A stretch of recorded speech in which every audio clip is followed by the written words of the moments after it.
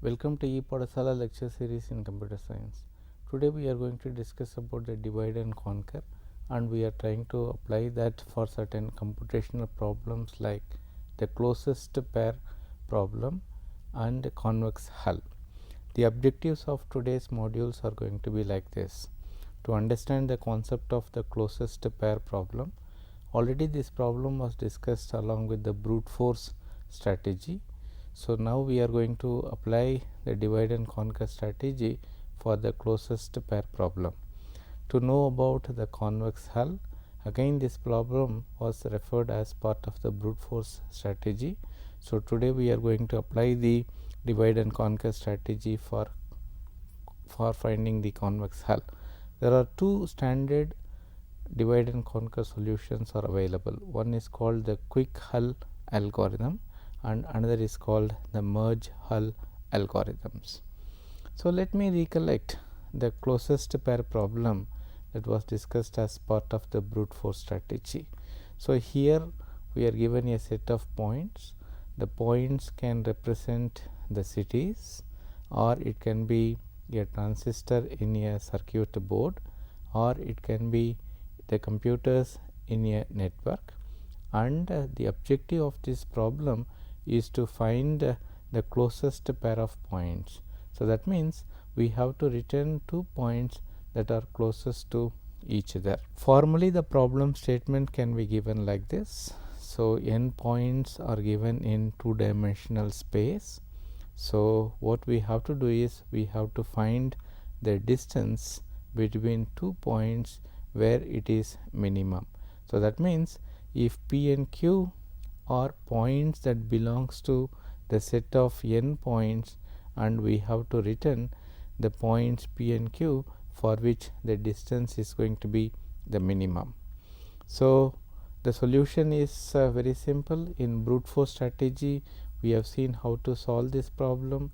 So in brute force strategy we applied the brute force to find the distance between any point and any other point, and finally we found the points that are close to each other and we returned those points.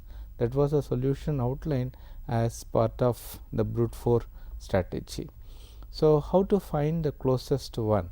So again you can recollect that we solve this problem by means of the distance measure, and lots of distance measures are available like Euclidean distance, Manhattan distance, city block distance, etc.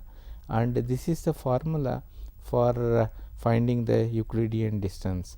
Given 2 points of the coordinate positions, this is the formula to compute the Euclidean distance. So you can recollect in the earlier module we discussed that the Euclidean can be a fraction, and sometimes it takes a lot of time because it involves finding the squares as well as the square root 2. So in that case we can go for some sort of an approximation.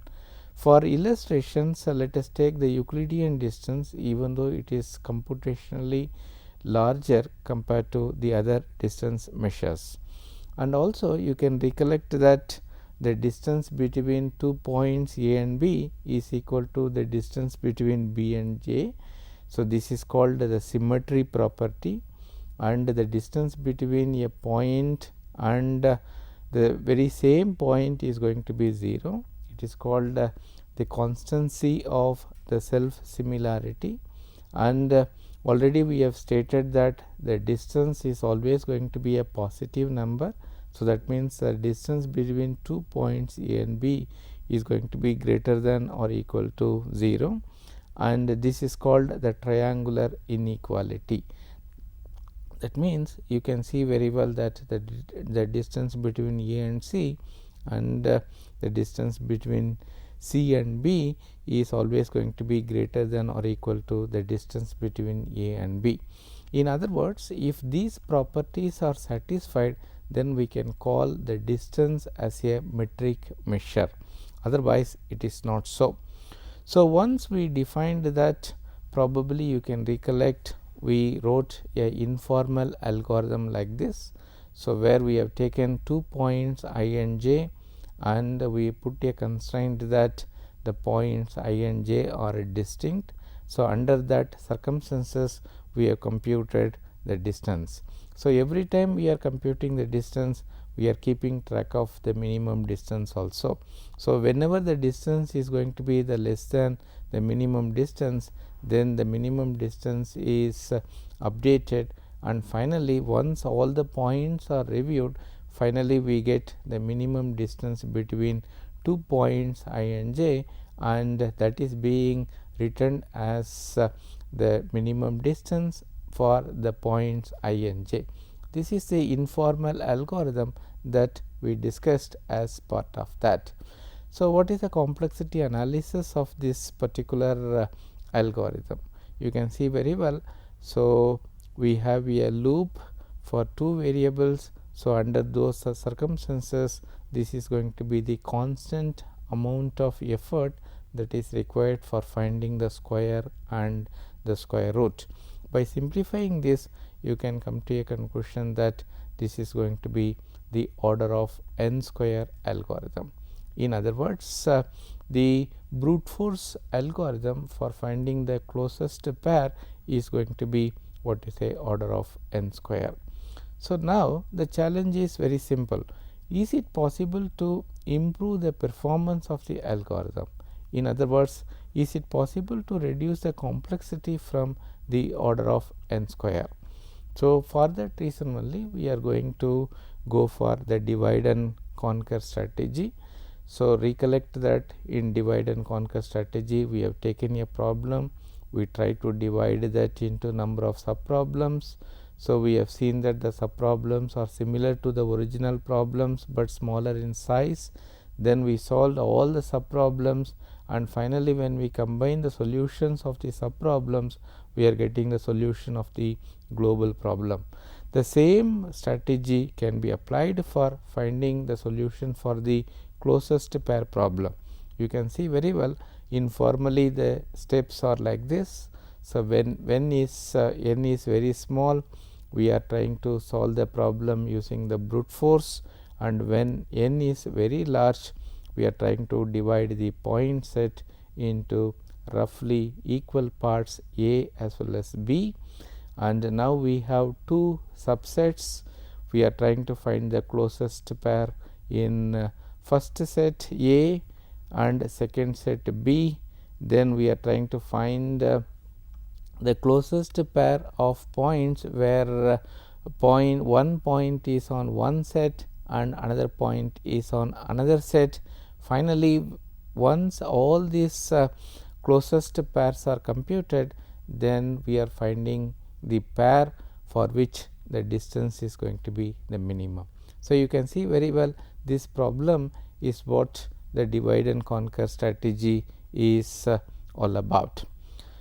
Fine, as an illustrations, let us take the set of points. So as I said earlier, these points can be the cities of any country, it can be a transistor in a circuit board, or it can be the computers in a network.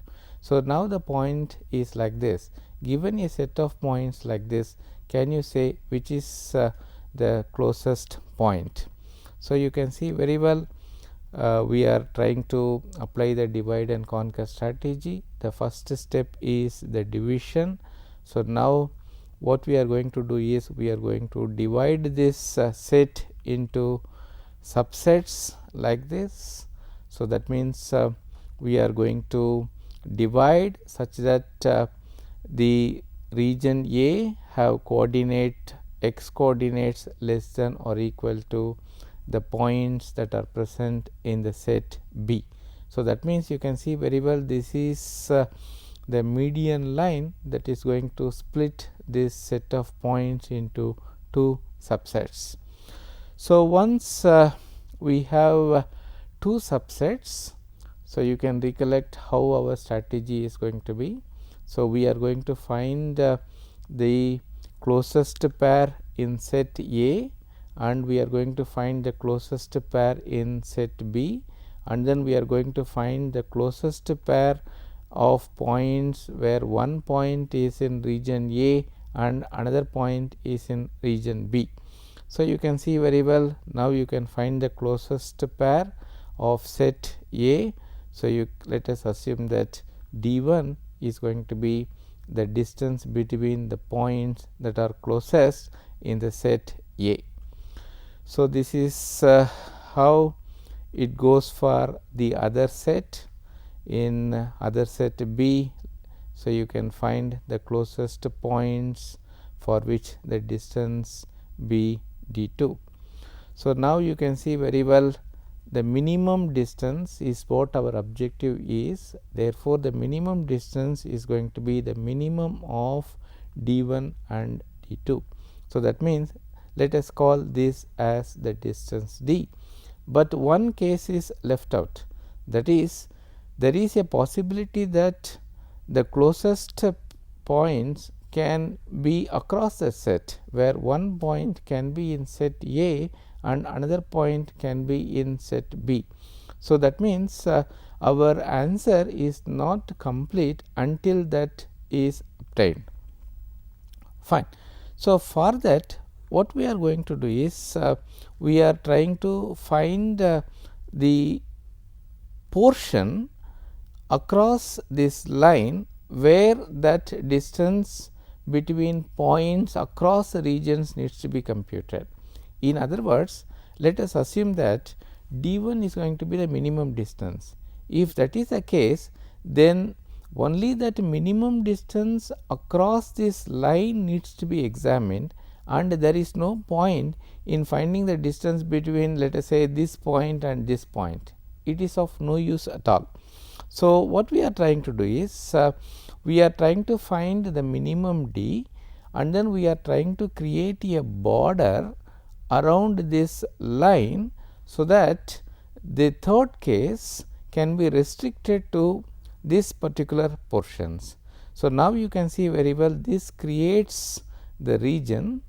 In fact, two regions are created where the third case needs to be applied. Let us call this as region A and region B. So, now this region needs to be explored for the third case, right. Fine. So, let us take this particular point. Fine. So, let us call this point as Q.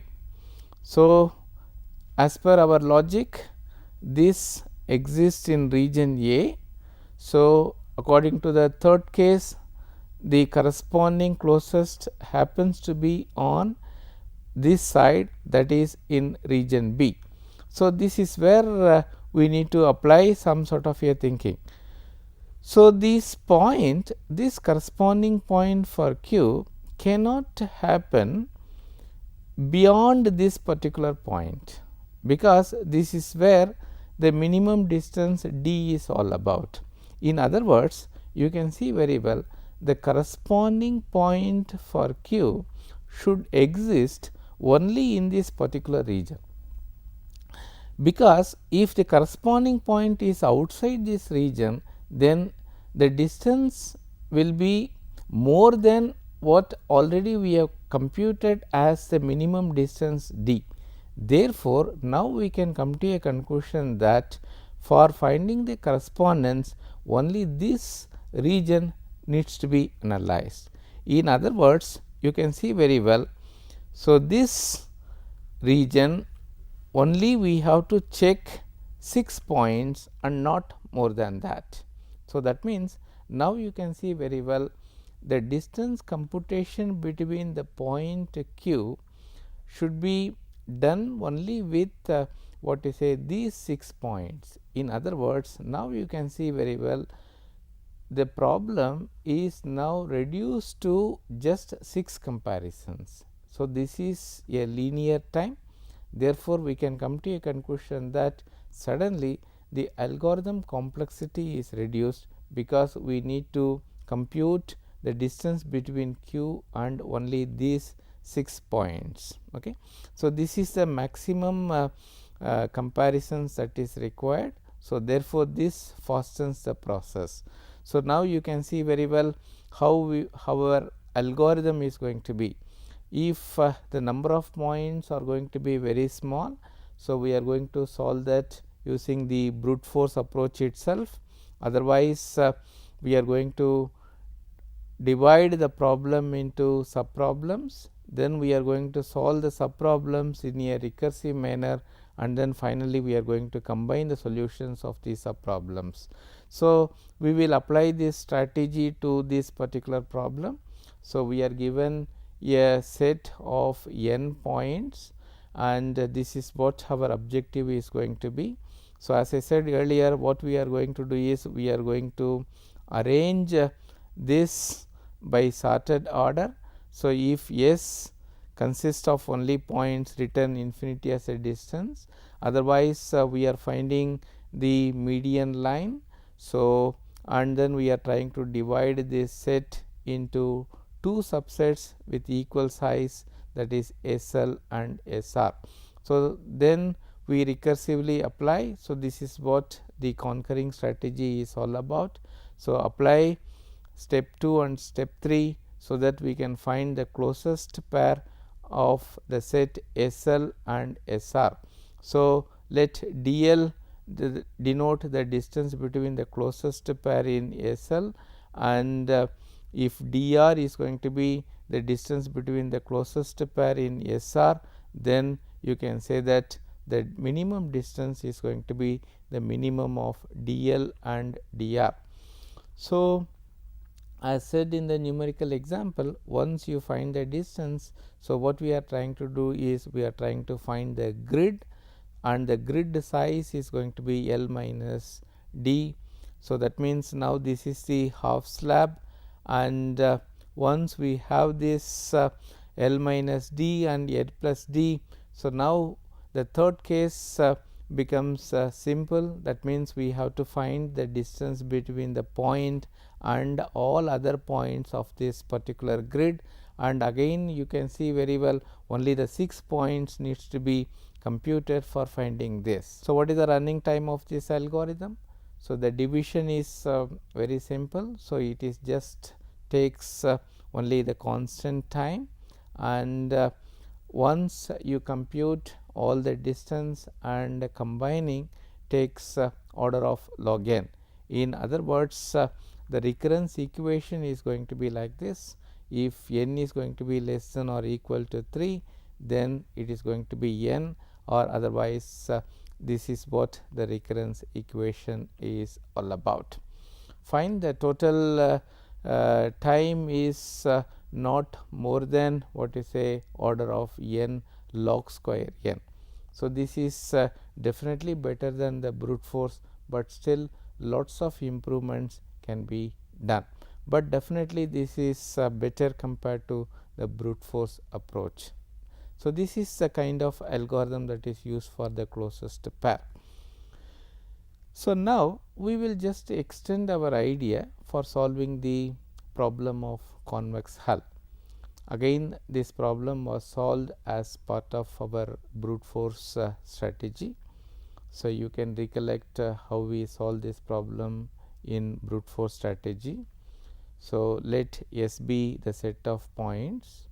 So, if we assume that the points are supposed to be the pegs, then we can assume that the convex hull is the shape of the rubber band that is stretched around those pegs.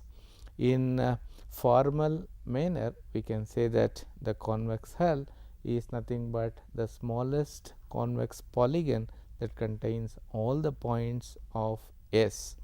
So, this is the example of convex hull. So, you can see very well these are the points.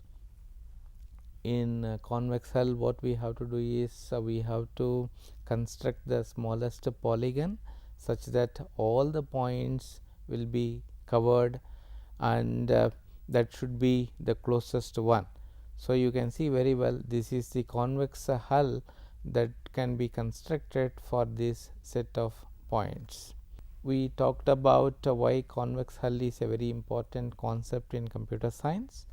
Lots of applications of convex hull is there. So, one application is it is useful to find what you say the collision of the robots in the field of robotics as well as in games design.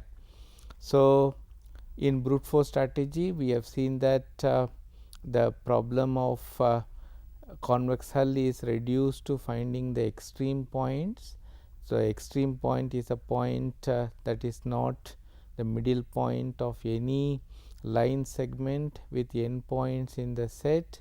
So, we have seen that extreme points form the vertex of the convex polygon, and any points that are within that set is called the interim point that can be excluded. So, you can see very well how we solved the problem in brute force strategy. So, in brute force strategy we have taken 2 points Pi and Pj, and we have constructed the line segment, and what we have said is all the other points should exist on one side of the line in order to qualify that these 2 points form the vertices of the convex hull. And if there is any point that lies on both the sides, then we can come to a conclusion that Pi and Pj are not going to be the extremal points. So, we try to apply this logic for all the points. So, the brute force approach algorithm is captured in this particular slide. So, you can see very well you have taken points P and Q, and you try to construct a line, and then you check the points, and you can see that all these points are on one side of the line. Therefore, you can come to a conclusion that P and Q are going to be the vertices of this convex hull. So, that means you can see very well that P and Q form the important point in the construction of the convex hull. So, these points you can see very well are called the extremal points, because these forms the vertex of the convex hull. These points are called the interim point.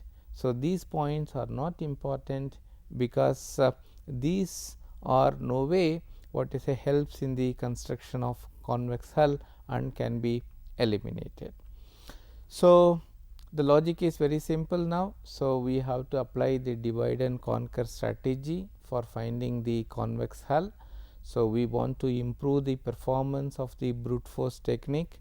So, we want to reduce the complexity. So, lots of efforts have been made. One such effort was made by the person called Preparata and Shamos in 1985.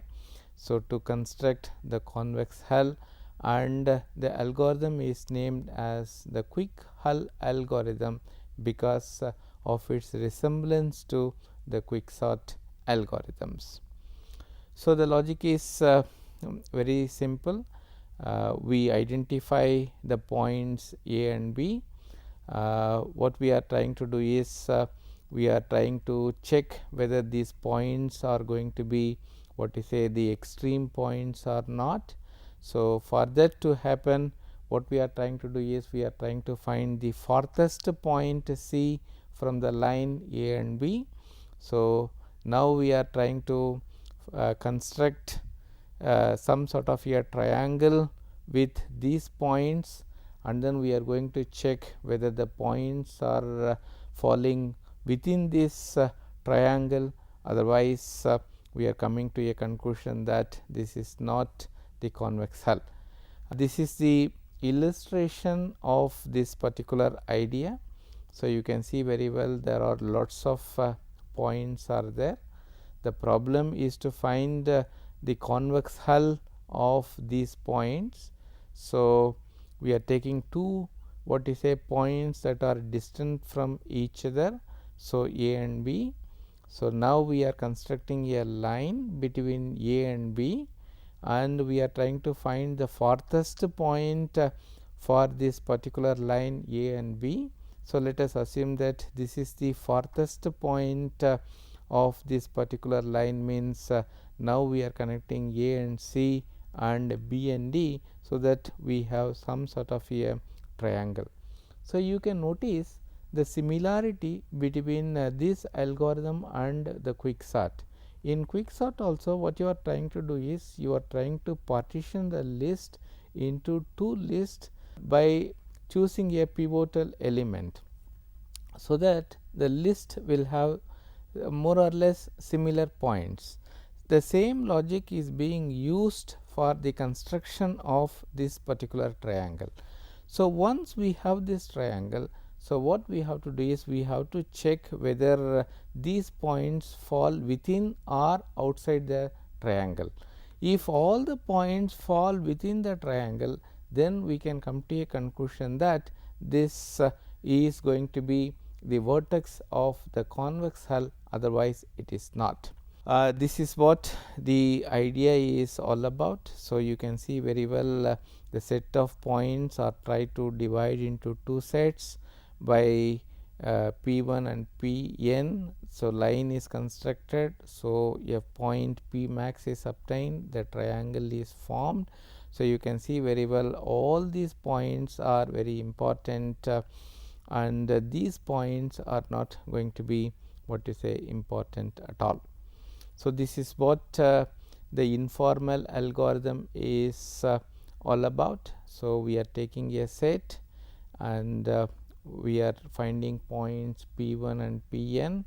So, we are trying to what you say find P max, then we are constructing what you say the triangle, then you can see very well we are getting triangle and the result is going to be the quick hull P1 P max A, which is concatenated with quick hull P max Pn and B. So, this is the elaboration of the informal algorithms.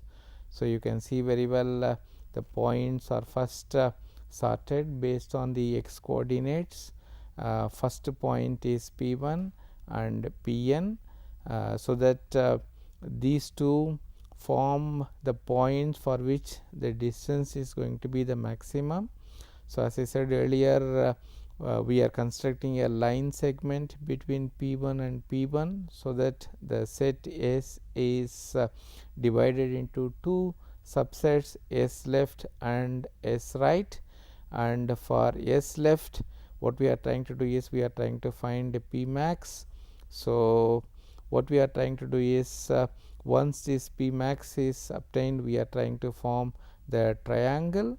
Ignore all the points inside the triangle P1, P max, Pn, and the left convex hull is going to be the union of P1 and S11, and S11 is nothing but the set that is created by the division of S left by this particular line.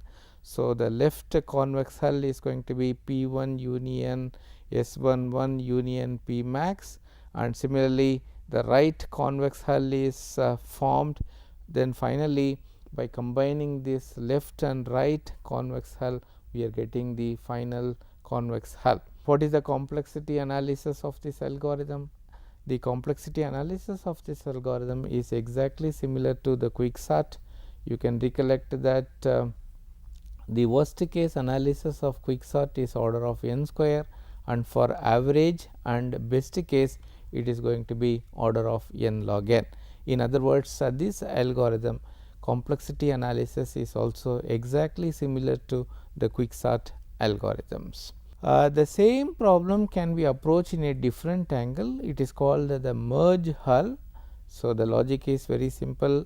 Again, we are going to use the divide and conquer strategy. We are going to divide the set into two subsets, and we are going to construct the convex hull for the two subsets, and then we are trying to merge everything to get the final convex hull of the given problem.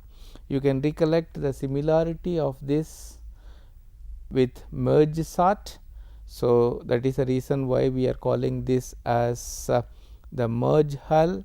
So, we are trying to divide the problem into two subsets of n by 2 each. You construct convex hull for both the things, then we are trying to combine everything. So, this is what the hull is going to be. So, we are trying to find the upper tangent and the lower tangent, and once we have this, then we are going to merge everything to get the final convex hull. This is what the algorithm is going to be. So, we are taking the set S, then we are trying to divide this into two subsets, S left and S right, just like our merge sort. Once the sets are formed, then we are forming the convex hull, then we are trying to find the lower and upper tangent. Then once we have this, then we are going to merge the left and upper convex hulls. This is what it is going to be. This is one convex hull, this is another convex hull, both corresponds to the points of two different sets.